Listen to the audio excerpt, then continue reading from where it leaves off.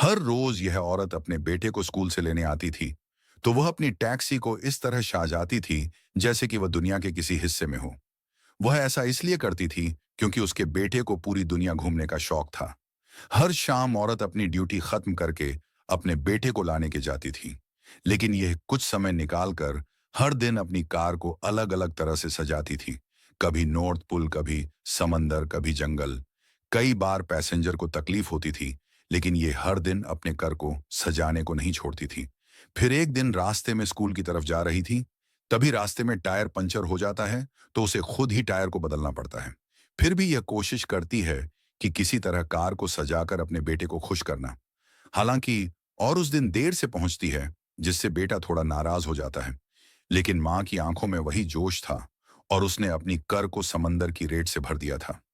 यह देखकर बेटे के चेहरे पर फिर से मुस्कान आ गई। फिर 18 साल बाद जब मां अपने घर में अकेली थी, तब बाहर से कोई आवाज लगता है। तब यह देखती है तो बाहर उसका बेटा खड़ा था।